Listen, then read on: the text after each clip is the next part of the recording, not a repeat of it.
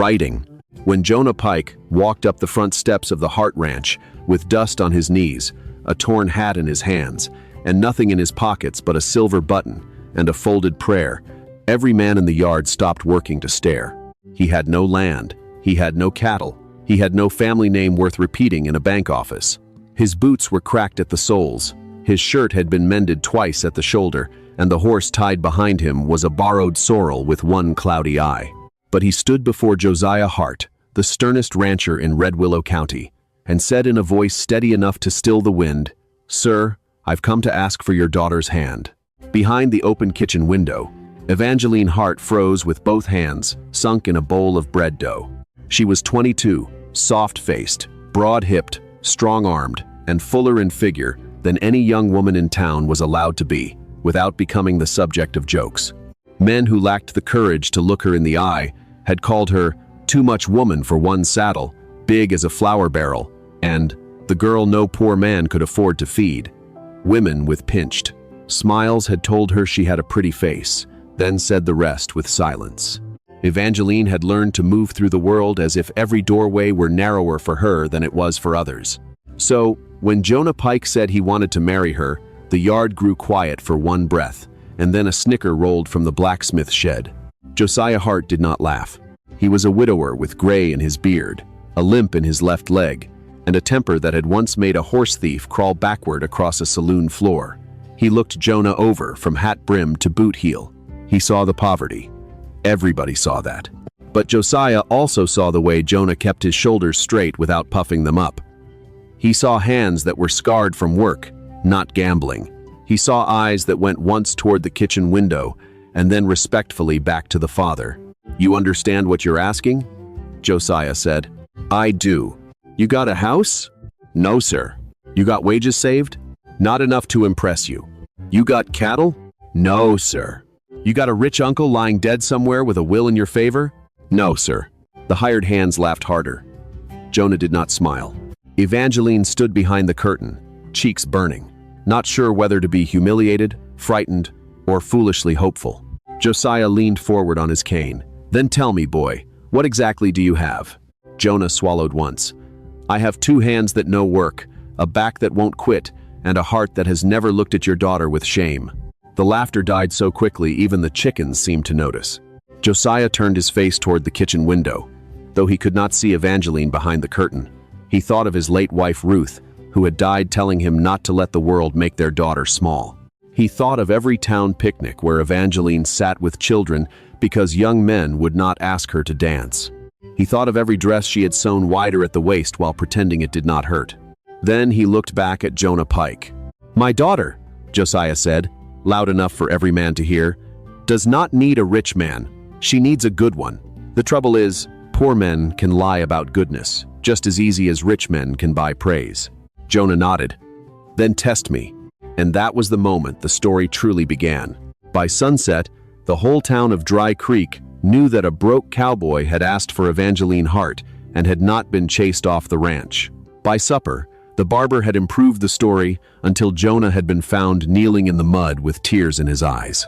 By Sunday, the church ladies had decided Josiah Hart had lost his sense, and by Monday morning, Clayton Vale had heard enough to ride out to Hart Ranch in a polished black carriage. Clayton Vale owned the feed store, half the banknotes in the county, and a smile that made men sign papers they later regretted. He was 35, handsome in a cold way, and rich enough to be forgiven for almost anything. He had been calling on Evangeline for 3 months, not because he loved her, but because the Hart Ranch sat across the only reliable spring north of the canyon. Evangeline knew it. Josiah knew it. Clayton knew they knew it. But money had made him lazy in his pride. When he arrived, Evangeline was at the side yard washing flour from her hands. She wore a blue calico dress she had made herself, the seams neat and strong, the waist cut for comfort instead of punishment. The morning sun caught the copper in her brown hair. A younger, kinder man would have seen how lovely she was before noticing anything else. Clayton saw possession. "My dear Evangeline," he said, stepping down from the carriage without touching the dusty ground more than necessary. "I hear we have a little comedy in town." She dried her hands on her apron. "If folks are laughing, Mr. Vale, it's usually because they lack better employment." His smile tightened. A drifter asking for your hand? Surely your father won't entertain it. My father entertains what he pleases. And you? Clayton asked. Do you entertain it? Evangeline's chin lifted, but inside her heart stumbled. Nobody had ever asked her that in a way that made her answer matter. Before she could speak, Jonah appeared from the corral, carrying a split rail on his shoulder. Josiah had put him to work at dawn, not as a future son-in-law, but as any other hired hand. Jonah's sleeves were rolled up, sweat darkened his collar, and a rope burn cut across his palm. Clayton looked him over and laughed through his nose. Pike, is it? I admire ambition. Most men start with a job before attempting to acquire a rancher's daughter. Jonah set the rail down gently. I ain't trying to acquire anybody. No? Then what do you call begging? Speaking honest. Clayton stepped closer. Honesty is cheap when a man owns nothing. Jonah did not move. So is polish when it's laid over rot. The air tightened. Evangeline stared at him. No man had ever insulted Clayton Vale on her behalf and survived socially. Men feared debt more than bullets in Dry Creek. Clayton's eyes hardened. Careful, cowboy. Poverty can always get worse. So can character, Jonah said. Josiah, who had been watching from the barn shadow, thumped his cane once on the dirt. That'll do. Clayton turned toward him, regaining his smile as if putting on a fresh coat. Mr. Hart, perhaps we might speak privately. Anything said about my daughter can be said while she's standing there. Evangeline felt the words in her chest. Her father was not a gentle man, but he knew when to stand beside her. Clayton took off his gloves slowly. Very well. I can offer Evangeline a home with servants, security, and respectability. I can clear the remaining note on this ranch by Christmas. I can put your family name beyond worry. And in return? Josiah asked. Clayton glanced toward the north pasture, where cottonwoods marked the spring. In return, she becomes my wife, and our properties become aligned. Our properties, Evangeline repeated softly. Clayton looked at her as if she had interrupted a business meeting. Naturally, my dear. Marriage is an arrangement of futures. Jonah's jaw shifted, but he stayed silent. Josiah turned to his daughter. Evangeline, fetch me the ledger from my desk. Clayton brightened, believing papers were finally entering the matter, and therefore the world had become sensible again. Evangeline went inside. Her hands shook as she opened the drawer. Not from fear of Clayton, not anymore. From the terrible pressure of being seen, after years of pretending she did not care that no one saw her. On the desk lay the ranch ledger. It was hers as much as her father's. She had kept the accounts since she was 16, after Josiah's eyesight began failing in the evenings. She knew every calf born, every sack of grain bought, every hidden fee Clayton's bank had pressed into the loan. Men in town thought she sat at home eating pies and sighing. In truth, she had saved the ranch twice with arithmetic. She brought the ledger out and placed it in her father's hand. Josiah did not open it. He gave it to Jonah. First test, he said. Read. A murmur moved through the yard. A few cowboys could sign their names. Fewer could read columns of figures. Clayton smirked, expecting entertainment. Jonah took the ledger carefully, as if it were a Bible. He opened to the marked page. His lips moved over the first line. Evangeline saw the flush rise in his neck. He could read, but slowly, painfully slowly. Clayton laughed. Lord help us, the groom needs schooling. Evangeline took one step forward, then stopped herself. Jonah looked up. I can read enough to know when a man's trying, not enough to pretend I know what I don't. Josiah's expression did not change.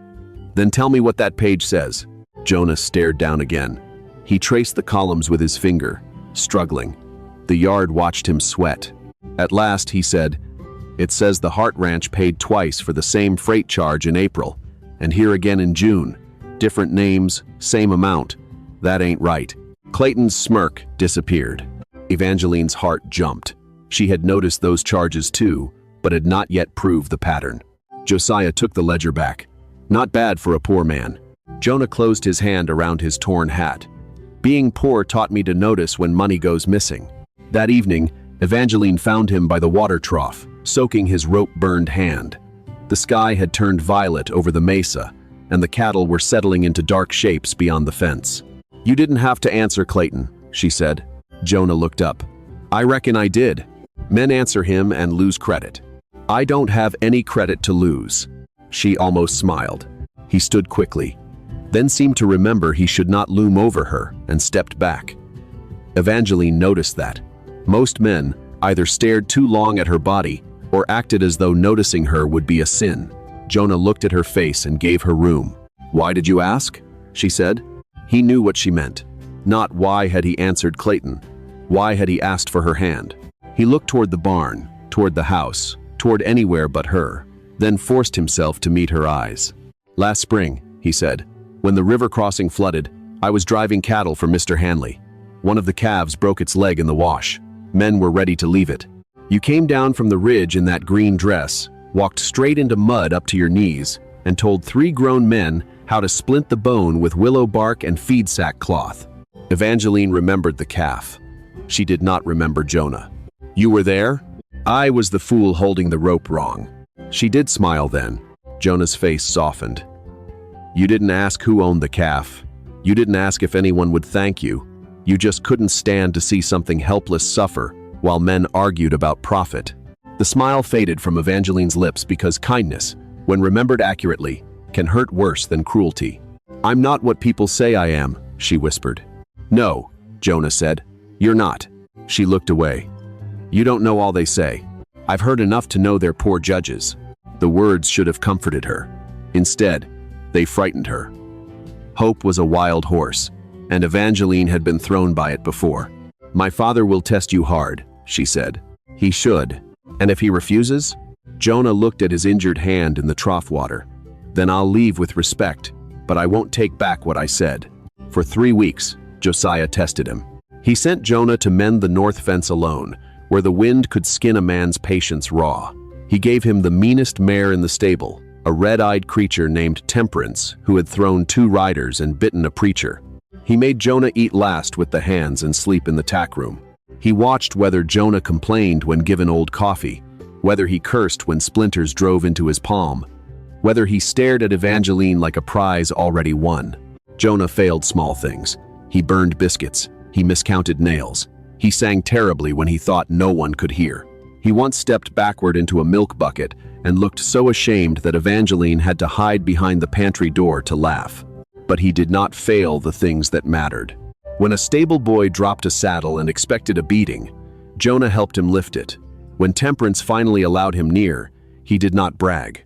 When a traveling peddler made a joke about Evangeline's size, Jonah quietly bought nothing from him and told the hands to do the same. Clayton Vale, meanwhile, grew impatient.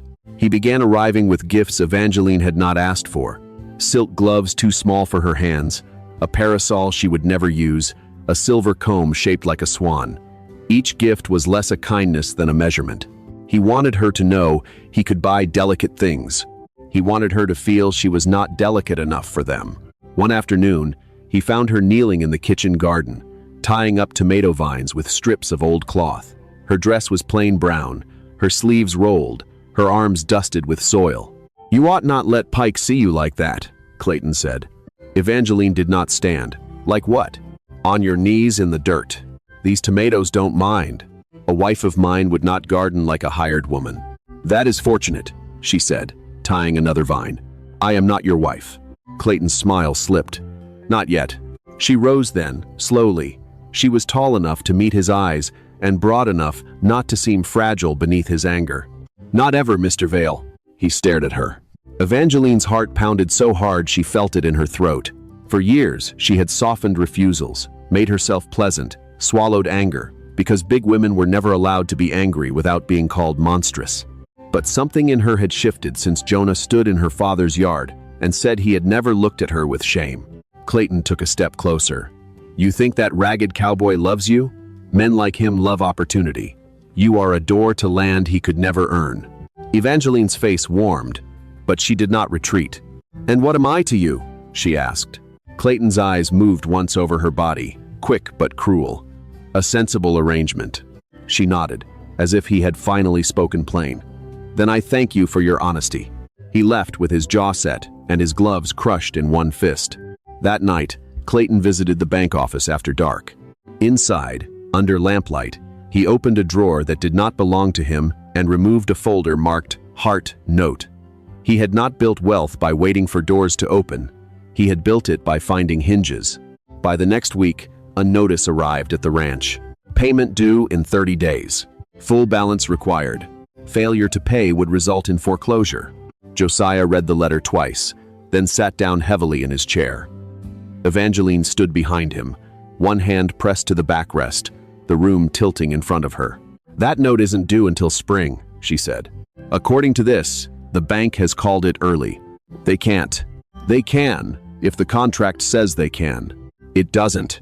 Josiah looked at her. His eyes were tired. "Find the original." She searched the desk, then the cabinet, then the locked box beneath the floorboard. By midnight, every paper in the office lay scattered across the rug. The original note was gone. Evangeline stood among the papers, breathing hard. Jonah appeared in the doorway but did not enter. "Miss Evangeline?" She did not correct him. He still called her Miss in front of others. "I had it," she said. "I know I had it." Josiah's face had gone gray. "Clayton?" Nobody had to ask. The next morning, Jonah rode to town before breakfast. Josiah ordered him not to, which meant he went faster. Dry Creek was waking when Jonah tied his horse outside the bank. Men in hats turned to watch. Women paused near the mercantile windows. Trouble smelled like rain, and the town had been dry a long time. Clayton was inside, speaking with Mr. Bellamy, the banker, a nervous man with ink on his cuffs. Jonah entered, without removing his hat. Clayton's mouth curved. "Come to make a deposit?" "I came to ask why a spring note got called in winter." "That is bank business." "Then I'll ask why the original contract walked out of Mr. Hart's locked box." Mr. Bellamy dropped his pen. Clayton's eyes chilled. "Careful. Accusing a gentleman without proof is dangerous. So is stealing from a widower and his daughter." In the corner, two men stood. They worked for Clayton. They had the heavy look of men paid to end conversations. Jonah saw them. He also saw, through the front window, Evangeline stepping down from the wagon outside. His chest tightened. She came in with dust on her hem and a leather satchel in one hand. Every head turned. She had pinned her hair high, but curls had escaped around her face. She wore no gloves. Her hands were ink-stained from a long night with ledgers. Clayton's smile returned, crueler than before. "Evangeline, this is no place for you." She walked to the counter and opened her satchel. "That has been said to me in every place I've ever entered, Mr. Vale. It has rarely been true." Jonah stepped aside. Evangeline laid out 3 pages. Freight receipts, bank copies, and a list of duplicate charges written in her careful hand. Mr. Bellamy blinked. "Where did you get these?" "From my ledger, from Mr. Hanley's freight office, from the stage company books, and from memory, since some men think women who bake bread cannot count." A whisper moved through the bank. Clayton laughed. "This is nonsense." "No," she said. "Nonsense is charging my father twice, then using the false debt to call a note early." Mr. Bellamy picked up a receipt, his hands shaking. "Mr. Vale, this signature." Clayton moved fast. He snatched the pages, but Jonah caught his wrist. The 2 men in the corner lunged. A chair crashed. Someone screamed. Jonah took one blow to the ribs and gave one back. Evangeline grabbed the bank bell from the counter and swung it into the hand of the second man, hard enough to make him drop his pistol. The room froze. Evangeline stood breathing hard, the bell clutched in both hands. Jonah, one eye already swelling, stared at her with something like awe. Clayton's face had gone red. "You ridiculous woman." Evangeline turned on him. "No, I am a woman who kept accounts while men mistook me for furniture." The sentence landed harder than the bell. Mr. Bellamy gathered the papers with trembling care. "Sheriff," he called weakly, though the sheriff was still outside pretending not to hear. By noon, the sheriff had heard enough. By supper, Clayton Vale's office was locked. By the next day, half the county knew that the soft-spoken Hart girl had uncovered a chain of false charges that reached back 2 years. But victory did not come clean. Clayton posted bail by selling a piece of land under his sister's name. Before leaving town, he rode to the Hart ranch at dusk, drunk on humiliation. Jonah was in the far pasture, helping bring in cattle before a storm. Josiah was asleep in his chair, his cane fallen beside him. Evangeline was alone in the barn, rubbing liniment into Temperance's foreleg. She heard the spurs first. "Get out," she said without turning. Clayton laughed softly. You speak boldly now. She stood. Because I was quiet too long. He stepped into the lantern light, hat low, eyes bright with fury. You think this ends with that cowboy putting a ring on your finger? I think it ends with you leaving. You'll always be what you are, he hissed. No ledger changes that. No poor man's pity changes that. For 1 second, old pain rose in her like floodwater. Every dance unanswered. Every dress let out in secret. Every laugh cut short when she entered a room. Then Temperance, the mean mare, shifted behind her. Evangeline laid one hand on the horse's neck and felt the animal steady. I know what I am, she said. That is why you cannot use it against me anymore. Clayton moved toward her. Temperance screamed. The mare struck the stall door with both front hooves. Clayton stumbled back.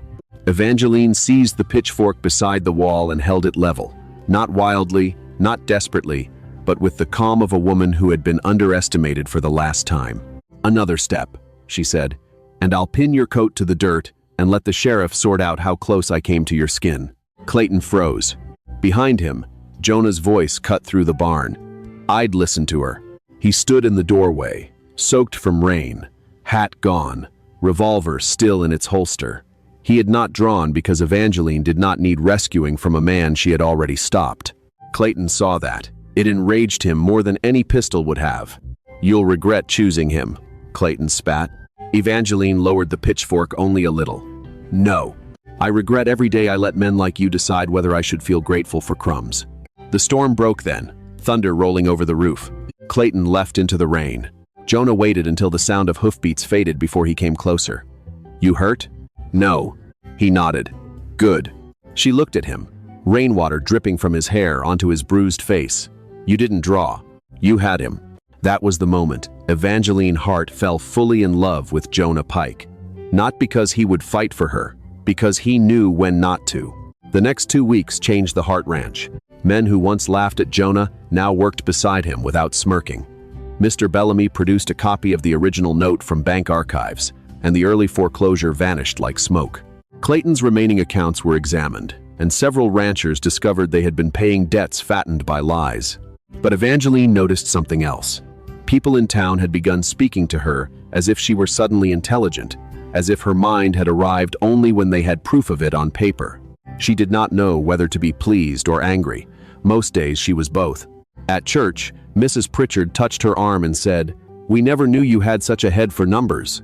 Evangeline smiled politely. "You never asked what was in it." Jonah heard and nearly choked on his cough. Still, gossip did not disappear. It changed shape. Some said Jonah had latched onto a rich ranch girl after all. Some said Evangeline had trapped him with gratitude. Some said a woman her size ought to be glad for any offer, even from a drifter. Words have a way of finding cracks. One evening, Evangeline stood before her mirror in a cream dress she had sewn for the harvest social. It fit her well. That was the problem. It did not hide her. It allowed her shape to exist honestly. Full waist, rounded arms, strong shoulders, generous hips. She had made the dress with tiny blue flowers at the cuffs because she liked them. Then, she heard 2 young women passing below her window. "I suppose she'll wear something plain," one said. "She should," the other answered. "No sense decorating a barn." They walked on, laughing. Evangeline stood very still. A few minutes later, she began unpinning the dress. Josiah found her in her work skirt, folding the cream gown into a trunk. He looked at the trunk, then at his daughter. "No," he said. She wiped her cheek quickly. "I'm tired, Pa." "Then sit." "I don't want to go." "You don't want them to see you." Her jaw tightened. Josiah came farther into the room, leaning hard on his cane. He had not been good at gentleness after Ruth died. He had provided. He had protected. But tenderness had frightened him because it could not stop bullets, drought, or sorrow. Now he sat on the edge of her bed and spoke as if confessing to a judge. "When your mother was carrying you, she got so round, she knocked over a water pitcher every time she turned in the kitchen. She'd laugh until she cried. Said there was no shame in taking up room when God saw fit to fill it." Evangeline looked at him. Josiah's voice roughened. "After she died, I thought if I could keep folks from hurting you, that would be enough. It wasn't. I should have taught you louder that the hurt was theirs to answer for, not yours to carry." She pressed the dress against her chest. He nodded toward it. "Where are the flowers?" At the harvest social, every lamp in Dry Creek seemed to burn brighter than necessary. Fiddles scraped, boots stamped. Children chased each other between tables of pies and cider. Evangeline entered beside Josiah in the cream dress with blue flowers. For a moment, people stared. Then Jonah saw her. He had been standing near the punch table in his cleanest shirt, hair combed flat and refusing to stay that way. His bruises had faded yellow at the edges. When Evangeline came in, he did not look surprised that she was beautiful. He looked relieved that the rest of the room had finally been given the chance to know it. He crossed the floor, hat in hand. "Miss Hart," he said, voice formal enough for the room. "Would you do me the honor of this dance?" The music thinned in Evangeline's ears. Her hands went cold. She remembered every dance where nobody asked, every time she had pretended she did not care, every bench, every punch cup held too long, every smile worn like armor. "I'm not light on my feet," she said. Jonah's mouth curved. "Neither am I. We'll warm the floorboards together." A few people laughed kindly. Not cruelly, kindly. Evangeline placed her hand in his. They danced badly at first. Jonah counted under his breath. Evangeline stepped on his boot once, and he apologized to her. By the second turn, they found the rhythm. By the third, her shoulders loosened. By the fourth, the room no longer mattered. Josiah watched from the wall, one hand over the head of his cane. He did not smile often. That night, he smiled like a man seeing a sunrise he thought he had missed.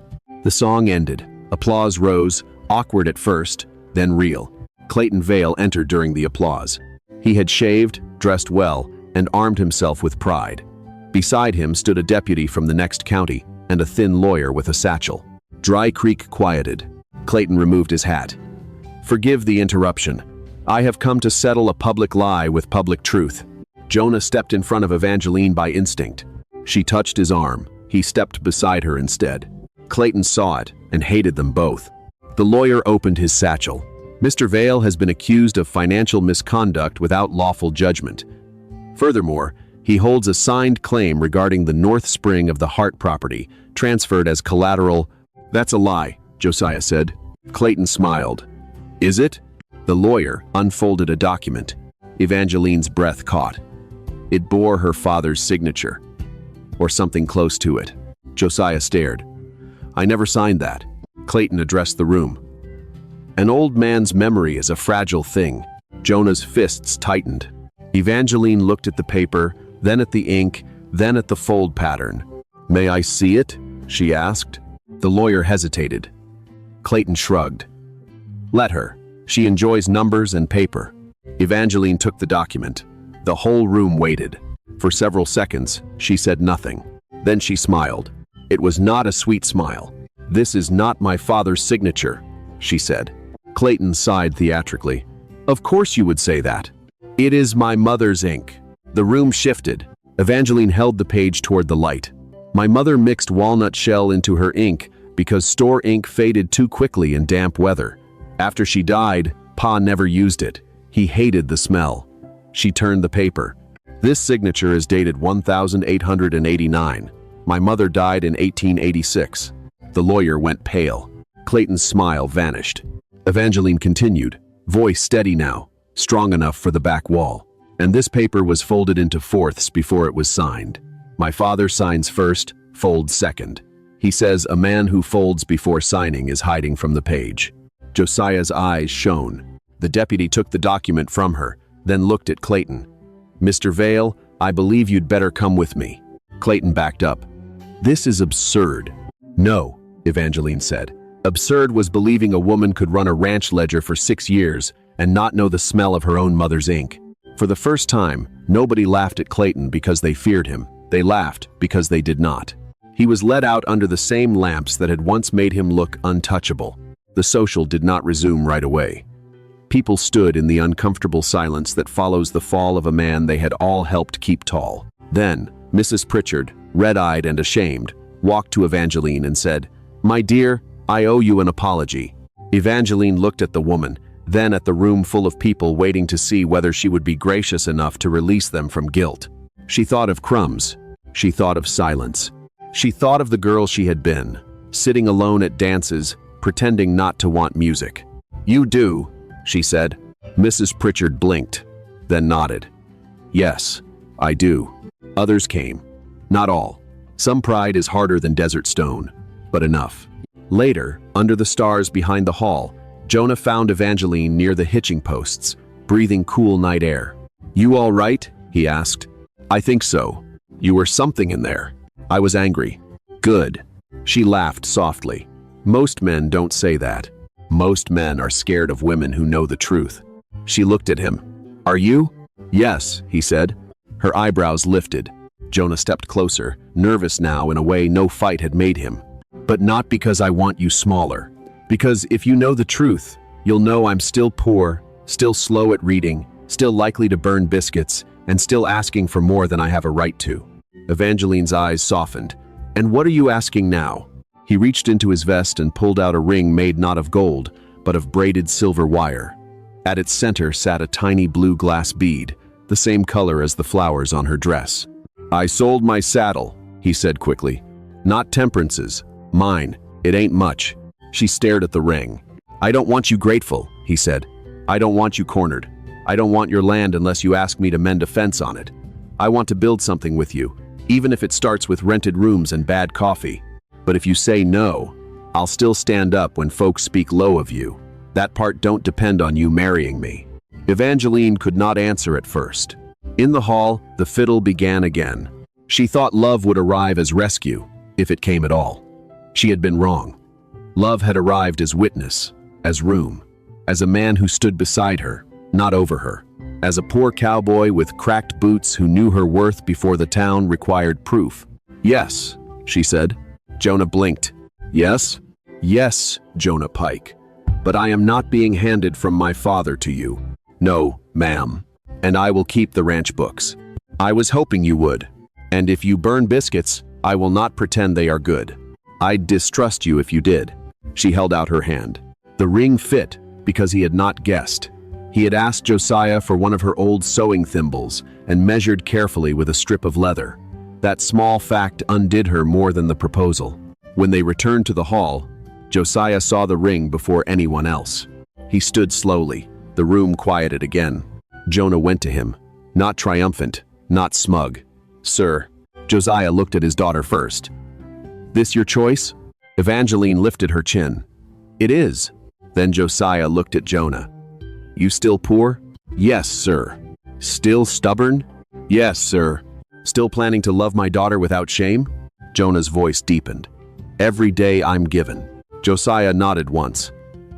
"Then see that you do." He placed Evangeline's hand in Jonah's, not as a transfer, but as a blessing. A rich man came for what she owned. A good man came knowing who she was. Took this town long enough to learn the difference. No one in Dry Creek forgot those words. Clayton Vale's trial lasted into winter. More forged papers surfaced. More families were saved from debts they had never owed. The bank survived, but Mr. Bellamy no longer signed anything without reading it twice, once silently and once aloud. At the Hart Ranch, life did not turn into a fairy tale. Fairy tales rarely mention busted pumps, sick calves, late frost, or the price of nails.